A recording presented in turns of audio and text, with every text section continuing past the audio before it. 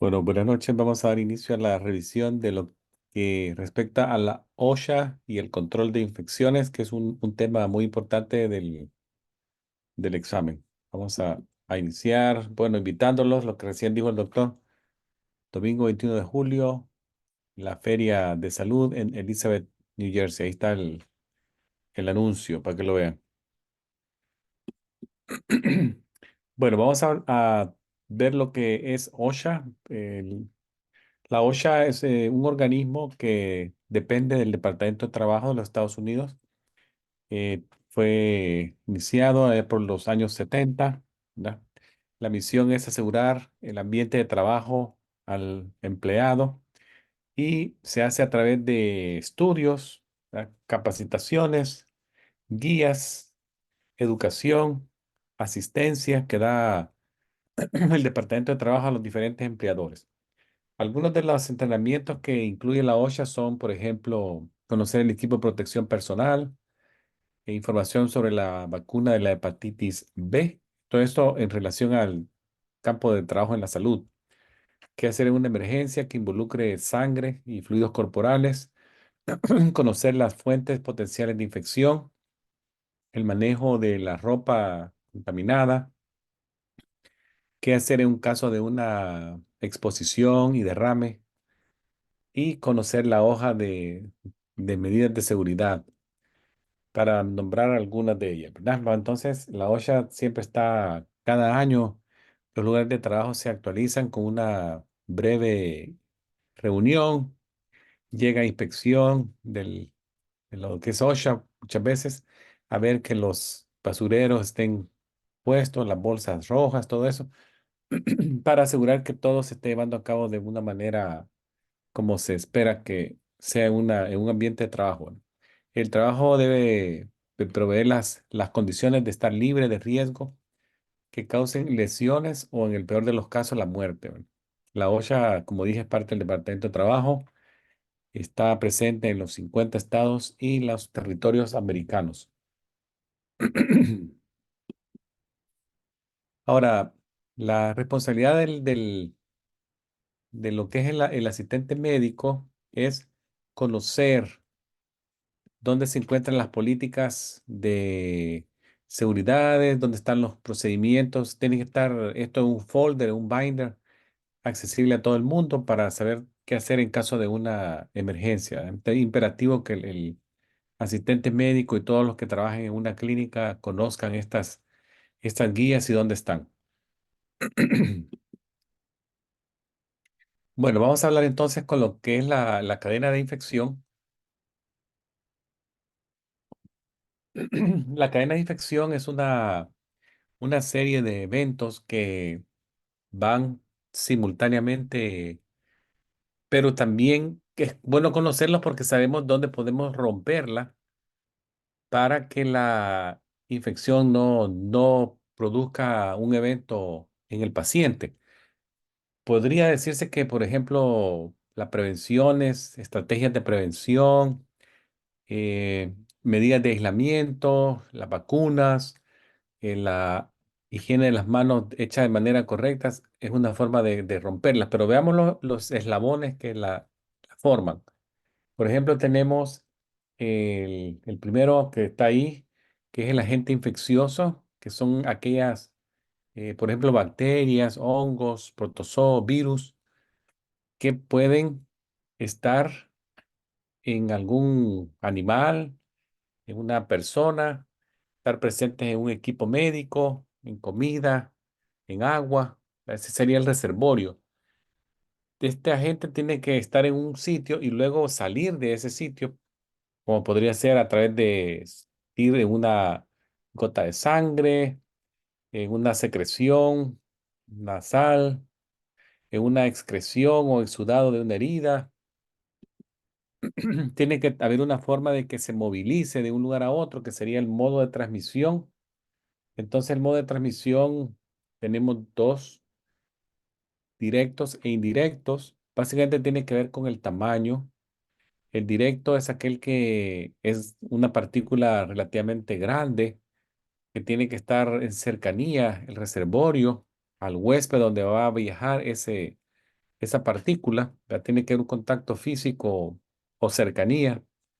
Por ejemplo, ahí tenemos los droplets, que son gotas grandes cuando alguien estornuda, cuando alguien tose, podría ser una drop. Entonces puede ser que contamine la membrana mucosa de un ojo, la boca, la nariz. ¿Ya? El indirecto sería aquel que no necesita estar cerca. El indirecto, la partícula se puede transferir, el agente infeccioso puede viajar suspendido en una partícula en el aire o un objeto no vivo, como podría ser un vehículo, ¿verdad? Ahí podemos tener la comida, el agua, ¿verdad? Utensilios de médicos, como tensiómetros, oxímetros que se ponen en los dedos y van pasándose de una persona a otra, el cuff o los manguitos de tensiómetros, un electrocardiograma, todo eso. O puede necesitar un intermediario vivo, o podría ser un insecto, una cucaracha, eh, un mosquito, un perro, un gato. Entonces, ahí cuando ya hay un vector de por medio, ¿verdad? Entonces, también otra palabra que hay que saberla diferenciar es lo que se llama fomite. Fomite son objetos o materiales que podrían llevar una infección. Ahí tenemos la ropa, los utensilios, los muebles, los ATM, los cajeros electrónicos, ¿verdad? Los teléfonos celulares se contaminan, las manecillas de las puertas son fomites. Entonces, es importante saber qué es un fomite, ¿verdad? Ahora, en cuanto a las mención de los droplets que dijimos, estos son partículas bien grandes que pueden salir de una persona que tose y no se cubre la boca, alguien que estornuda, alguien que habla fuerte.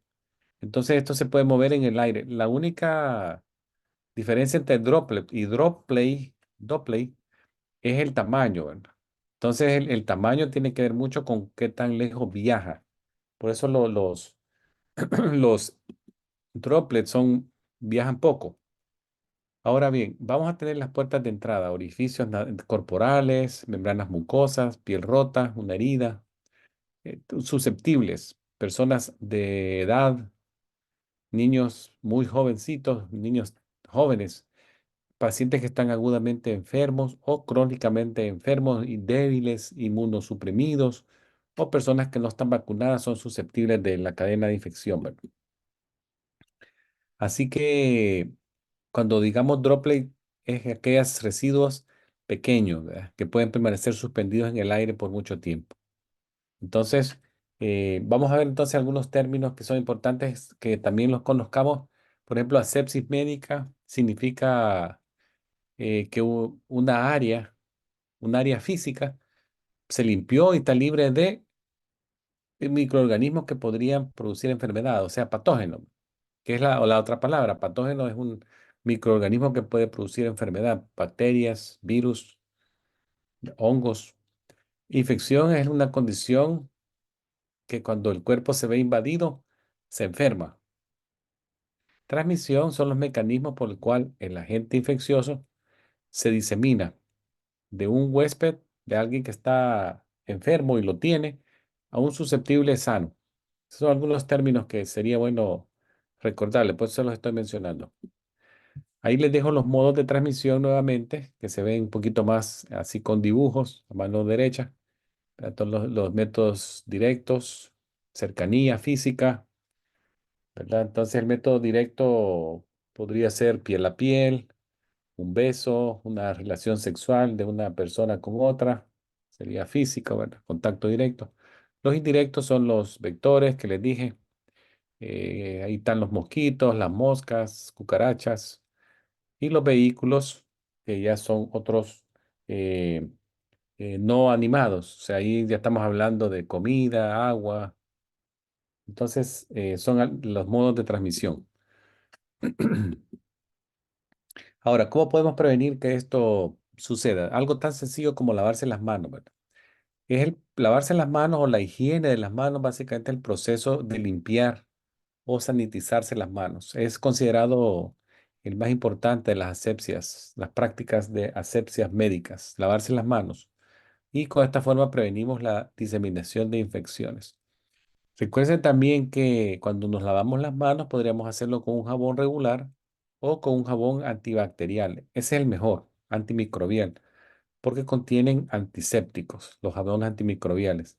Y este antiséptico es un agente que funciona matando o inhibe el crecimiento de microorganismos patógenos. Entonces, si nos lavamos con jabón que lleva antimicrobial, es mejor que si lo hiciéramos con un método normal.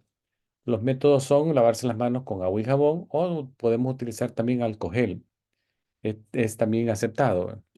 Pero vamos a ver en qué situaciones es aceptado uno y el otro.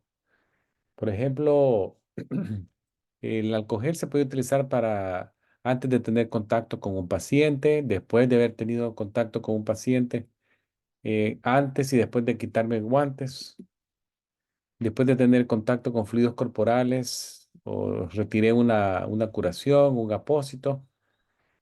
Cuando nos movemos de una parte contaminada a otra limpia del mismo cuerpo, en el mismo paciente, ¿verdad? Pongámonos, si nos movemos, por ejemplo, estamos trabajando en las áreas de los miembros inferiores, una herida, entonces, y yo me voy a pasar luego a examinar o a tocar un área del abdomen, el mismo paciente, pero ya es un área limpia.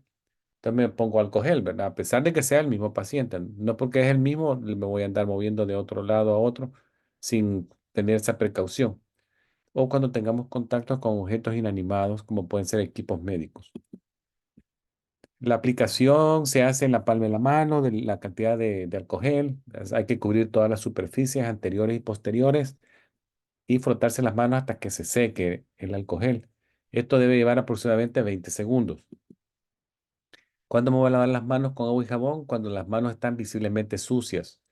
Después que he tenido contacto con personas que tienen algún tipo de patología intestinal, como alguien padece de diarrea, hay que usar lavado de manos. Antes de comer, lavado de manos. Y después de utilizar el baño, lavado de manos. Igual, ¿verdad? La cantidad de jabón que se aplique va de recomendación del fabricante del producto. Hago espuma, me la disemino anterior y posterior en las palmas y la parte dorsal. Frotar por lo menos 20 segundos todas las superficies. Enjuagarse con agua y utilizar papel toalla. Y con este mismo papel toalla cierro el grifo.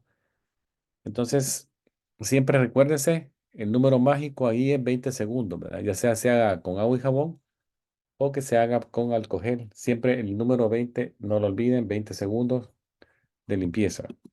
Mirando el reloj, profesor, siempre, Mirando el reloj, sí, para saber que llegamos a los 20. a los 20 segundos. Sí, porque uno anda muy rápido y no dura Yo, los bueno, he 20. visto gente que se lava en 5 segundos y realmente, Sí, sí, exacto, bueno, es un intento, ¿verdad? Pero no es seguir la exactamente. guía.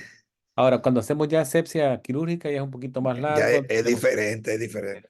Tenemos que removernos los anillos, brazaletes, y esto puede llegar hasta 2 a 6 minutos, ¿verdad? Pero eso es cuando ya alguien está participando en un procedimiento quirúrgico que va a llevar una técnica más limpia, más estéril. Lo hacemos de esa manera, ¿verdad? Utilizamos ya cepillo, nos limpiamos abajo de las uñas, en el lecho unguial. Es importante recordar que el aseo de manos no elimina el uso o necesidad del guante. Los guantes que estén muy sucios hay que cambiárselos. El guante sí previene la contaminación, pero también recuérdense que se tienen que remover de paciente a paciente, ¿verdad? Después de un contacto con un paciente, utilizar un par nuevo. No necesariamente tienen que ser guantes estériles, pero sí guantes limpios. Y se tienen que reemplazar, aunque esté con la misma persona, si el guante se observa roto o dañado o muy sucio, ¿verdad? Cambiárselo.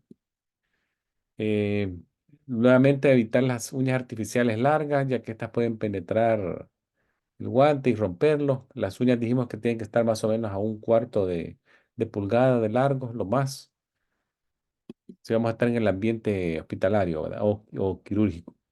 Ahora, recuérdense que las áreas de riesgo siempre están etiquetadas. Entonces, para evitar contaminación con biorriesgos, la palabra biohazard tiene que estar visible, como lo ven en este contenedor del lado derecho, que dice biohazard, y tiene que tener el pictograma de biorriesgo, ¿no?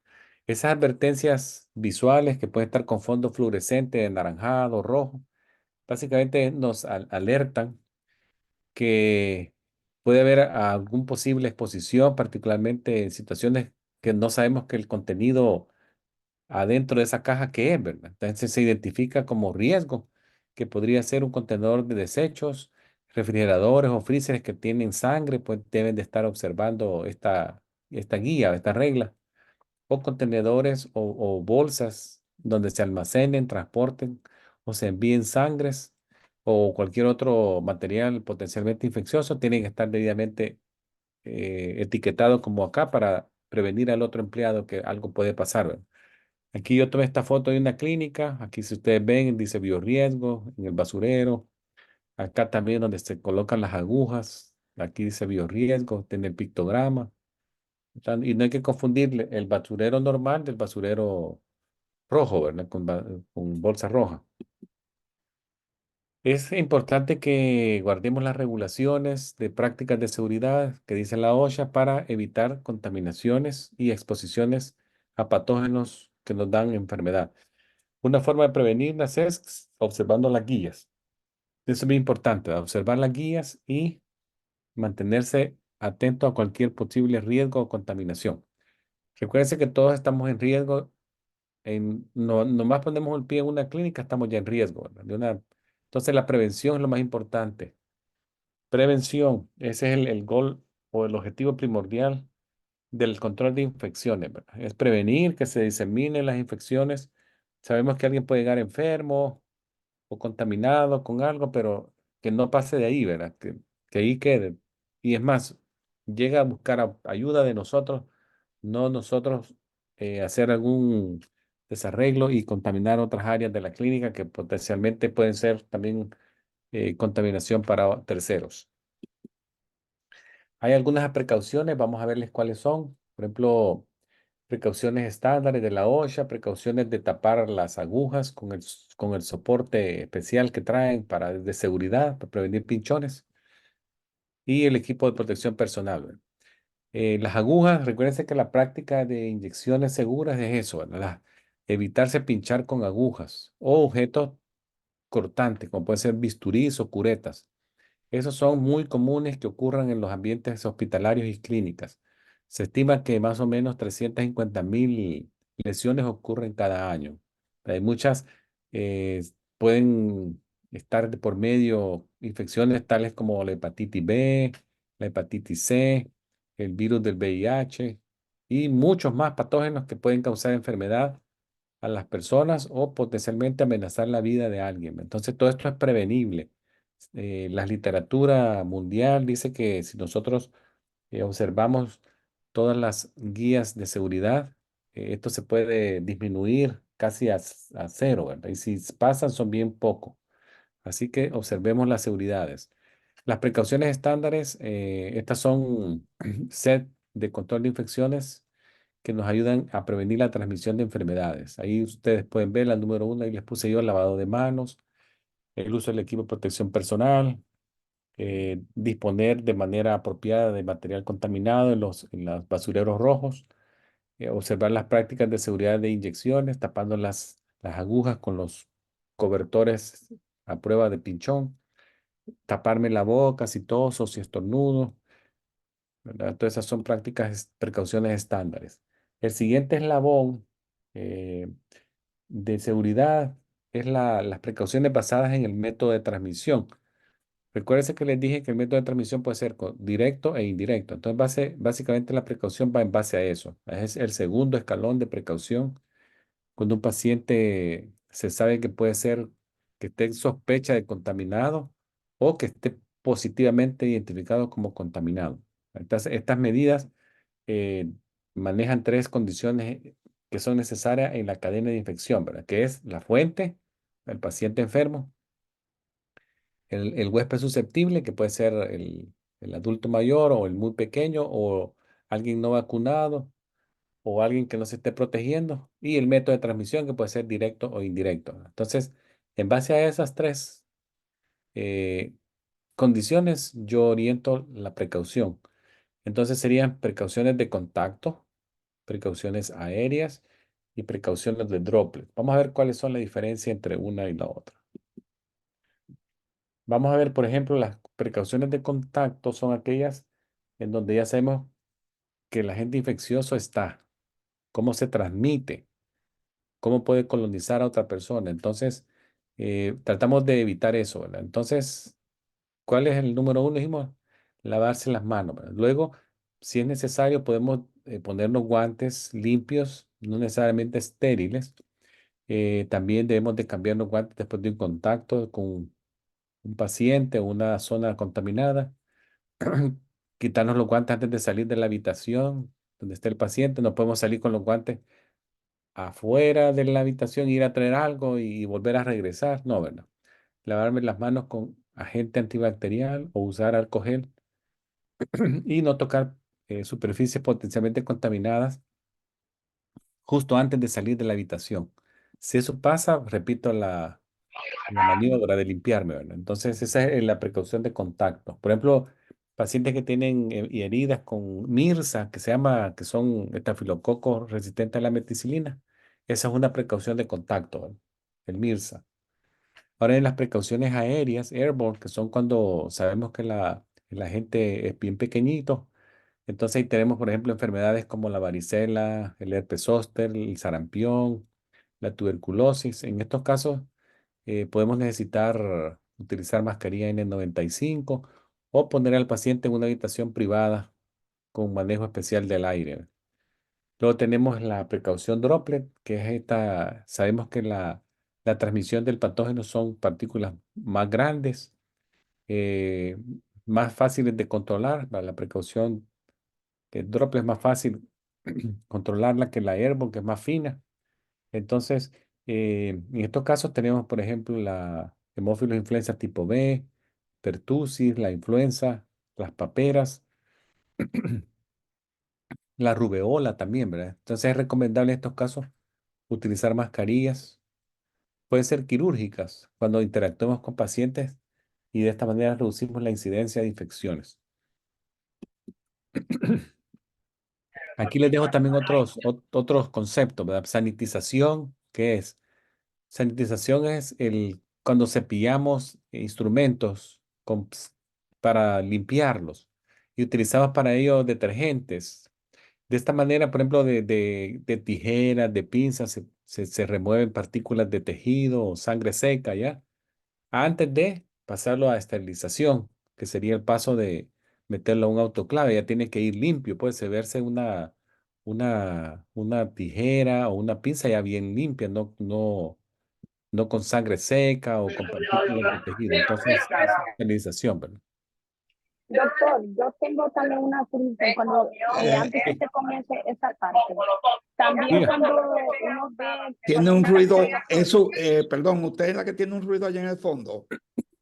ay, sí, perdón, yo desde que estaba diciéndole algo al doctor, otro Sí, ejemplo que adelante. también que se debe de hacer, por ejemplo, si uno es traductor con el doctor, usted ve la camilla donde pone el papel, también eso también puede ser una de las requisitos que uno tiene que hacer también para que no pase una infección o algo a otro paciente o cuando estamos brindando con un niño también por igual. Sí. Bueno, lo que yo le pude oír, porque se veía con bastante interferencia. Sí, sí, había Sí, un ruido de siempre, fondo. vaya, por ejemplo, en este dibujo que tenemos en este momento, si ustedes ven el dibujo de la persona que está sentada en la camilla, esta persona debería de tener como un papel que se cambia de persona a persona después de uso.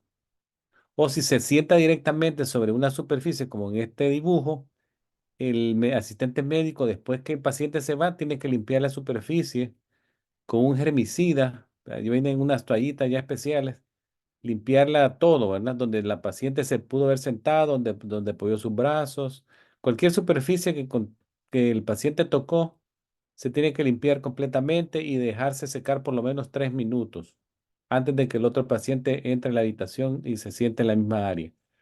Eso le quería platicar de este dibujo que están viendo, que se los puse por eso, para que vean que las áreas de las clínicas, que si usted ve este dibujo, todo tiene que tener un propósito. Por ejemplo, cuando algo sucedió y va a comenzar otra actividad o al final de una consulta, siempre la persona que va a llegar a limpiar tiene que limpiarse las manos, ponerse guantes limpios, luego disponer del papel, por ejemplo, donde se sentó la persona, si hay un papel, deshacerse de él.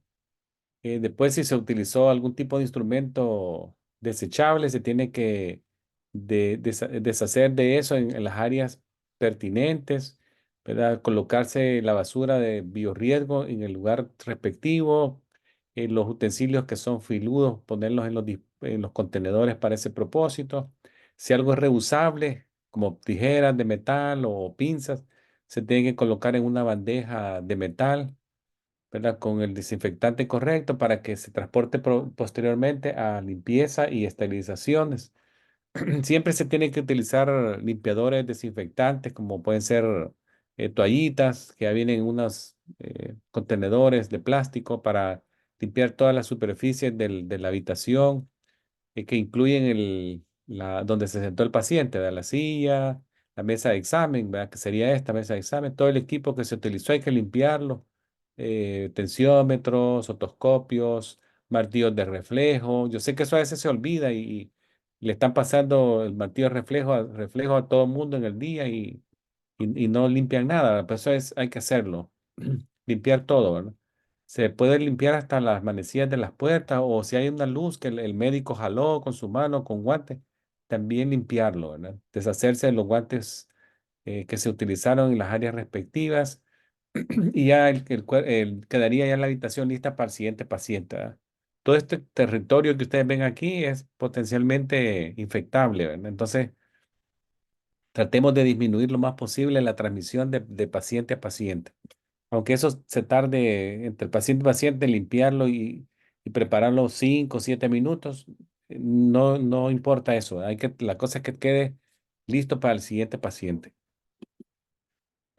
Ahora, las barreras de protección, que son otras cosas que la OSHA menciona, básicamente son ropas de protección que forman una barrera entre la infección y el personal de salud, ¿verdad? Si se utilizan de manera apropiada, es muy potente ese mecanismo de prevención. Entonces hay que aprender a ponérselo y a quitárselo, el equipo de protección personal. Es importante. ¿Cuál es el equipo de protección personal? Tenemos mascarillas, protectores de ojos, goggles, de cara, respiradores. En otra ocasión les voy a dar un video, tal vez la otra semana, para que vean cómo se quita y cómo se pone el equipo de protección personal. Acá pueden ver esta foto que tenemos el gown o el gabachón amarillo, los guantes limpios, el face shield, protector de la cara, la mascarilla quirúrgica, los goggles son PPE, equipo de protección personal que forman protección de barrera. El equipo de protección personal provee una barrera física entre el paciente y el trabajador de la salud, que ustedes van a ser pronto esas personas de las que yo estoy hablando. Entonces, si usan el equipo de protección personal apropiado para el tipo de precaución que ustedes esperan por transmisión, van a obtener mucho éxito en prevenir, ¿verdad? En la mayoría de circunstancias, esta decisión la van a basar ustedes en el juicio profesional que tengan, ¿verdad? Conociendo el mecanismo de transmisión. Si es algo leve, puede ser que solamente el face shield, una mascarilla y usar guantes me protejan. Pero si no, tengo que ir al siguiente nivel. Y en algunos casos hay que ponerse hasta protector hood, ¿verdad? Como protector de cabeza, cubrirse los zapatos, todo eso dependiendo del nivel de riesgo que yo espero, ¿verdad? Si va a haber mucha salpicadura, todo eso. Uno, en base a eso, se protege, ¿verdad? Por ejemplo, aquí ven dos personas que el de la derecha tiene más protección. Aquí ven que tiene protector de calzado, pantalón impermeable. Aquí se está cubriendo toda la cabeza con este hood. Tiene face shield, mascarilla. Aquí tiene mascarilla más. Esta puede ser una N95, esta es una mascarilla quirúrgica convencional. Entonces, dependiendo del nivel de riesgo que yo espero, así voy a hacerlo, ¿verdad? Los guantes, recuerden, dijimos que se tienen que cambiar después de cada contacto, ¿verdad? Si se contaminan, cambiárselos, ¿verdad? Entonces, Si yo anticipo contacto con sangre u otro material infeccioso o tocar una membrana mucosa, me pongo guantes, ¿verdad? Entonces eso es importante, cambiárselos, nunca lavar y reusar guantes, ¿verdad? Es un uso sencillo e individual. Ahora, vamos a ver también que la OSHA no solamente es biológico, también es físico, la parte donde ustedes trabajen. Y eso implica que puede haber un incendio en la clínica donde ustedes estén, un fuego.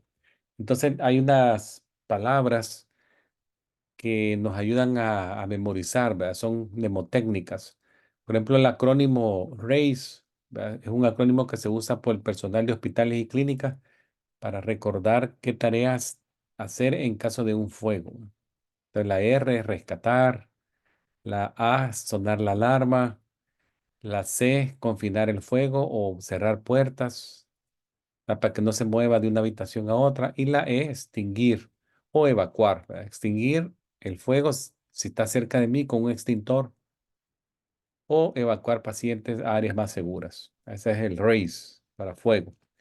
Ahora, hay otra palabra que se llama PAS. En el evento de un fuego, recuerden que el asistente médico puede ser responsable de asistir en la evacuación de los pacientes. También se espera de él que asista al personal de enfermería en cerrar puertas, ¿verdad?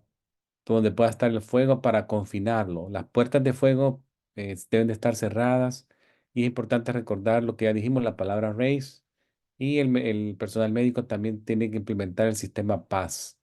El PAS es también otro acrónimo que la P primera significa alar el seguro, la segunda apuntar, aim, la tercera en inglés, ¿verdad? Squeeze, apretar, y la última S, sweep, que es como barrer de izquierda a derecha. Aquí está el dibujo, alar, apuntar, apretar y mover de izquierda a derecha. Este es el otro sistema PAS, ¿verdad? Tenemos raise y tenemos PAS. Eso se lo pueden preguntar también en el examen, ¿verdad? Recuerden. Ya están deben de saber ustedes dónde están los extintores en la clínica. Siempre hay más de un extintor en una clínica, entonces saber dónde están y cómo usarlo. Las puertas de fuego están debidamente identificadas. Van a ver que dice fire door, mantener cerrada. Solamente se utiliza para pasar de un lado a otro. Mantenerla cerrada es importante. La puerta de fuego, yo le tomé foto a esta puerta de fuego para mostrarla. Y aquí dice, va, no bloquearla ni cerrarla con llave. Tiene que estar siempre eh, abierta para pasar. Y luego cerrarla de nuevo. Ahora, las materias de peligro o lo que se conoce como hazardous substance en inglés son aquellas que requieren atención de los empleados y tienen que saber el riesgo asociado a ese químico que esté en su lugar de trabajo, ¿verdad? Toda sustancia de riesgo podría ser un químico en el lugar de trabajo que me puede causar daño o hasta la muerte. Entonces la OSHA requiere que los trabajadores de salud conozcan qué hacer en caso de una emergencia. Y aquí es donde viene esta palabra, ¿verdad? Bueno, no creo que sea una palabra, sino que unas iniciales. MSDS, ¿verdad? Básicamente es las hojas de datos de seguridad del material. Todo tiene un MSDS, ¿verdad? Todo. En este caso, ven acá, por ejemplo, dice nitrógeno, tiene las advertencias, qué hacer en primeros auxilios y tiene un código de colores y números que si ustedes se van al lado izquierdo, fácilmente de descifrar, ¿verdad? Por ejemplo, el nitrógeno acá dice 300, se van al amarillo, dice reactividad estable, el rojo es cero, también no quema, will not burn, pero sí tiene el riesgo de salud 3, dice, peligro extremo, ¿verdad?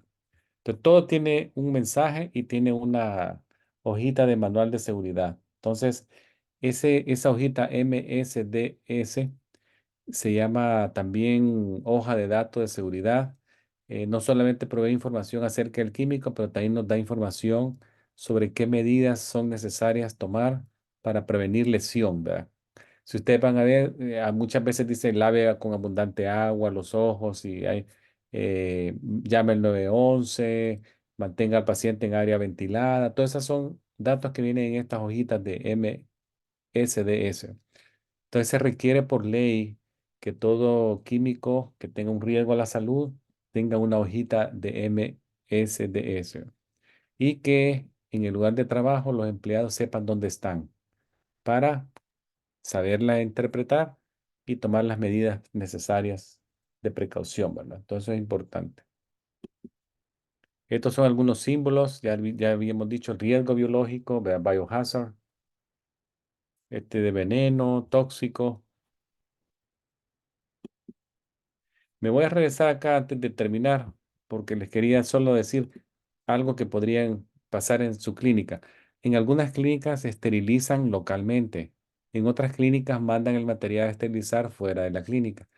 Pero si es una de las tareas que ustedes van a tener, siempre recuérdense que el equipo tiene que ser preparado debidamente, ¿verdad? Si un equipo se prepara de manera deficiente, podría diseminar enfermedades de pacientes previos a un tercero que viene el siguiente día. Entonces, por eso es esencial que se sigan los procedimientos de limpieza apropiados, ¿verdad? Siempre leer las instrucciones si lo tienen que hacer, cuándo esterilizar el equipo y también asegurarse de deshacerse de cualquier instrumental que se vea roto o dañado. No se puede estar esterilizando equipo dañado o roto o que ya no va a servir, ¿verdad? O que tenía intenciones de usarse solamente una vez, ¿verdad? Cualquier contaminación, por menor que sea, recuérdense que puede crear un serio problema al siguiente paciente que van a usar esa pinza o esa tijera en él, ¿verdad? Entonces hay que ser consciente de que alguien siempre viene después del otro. También desechemos la basura en los lugares apropiados, en los contenedores apropiados, y cuando ya estén los contenedores a 3/4 de lleno, ya no le sigamos echando hasta que rebalse, ¿verdad? Sino que a 3/4 de lleno ya avisarle a quien corresponda para que lo cambie y poner uno vacío, ¿verdad? Mantener los contenedores en niveles seguros, ¿verdad? En todo momento, ¿verdad? Eso va a asegurar que no nos vamos a lesionar o nada. Los objetos cortantes tienen que ir en los lugares apropiados. Las bolsas de color rojo ya tienen también su propósito, ¿verdad? Designado para captar ese tipo de material, ¿verdad? Como podrían ser desechos citotóxicos, desechos patológicos, o de algún tipo de utensilio o gasas que se impregnaron con sangre, vendajes, guantes, gowns, van en los materiales rojos, ¿verdad? Entonces eso es importante. A ver. Bueno, eso es lo que traía de OSHA. Si no sé si tiene una pregunta, voy a cambiar la presentación para lo que es HIPAA.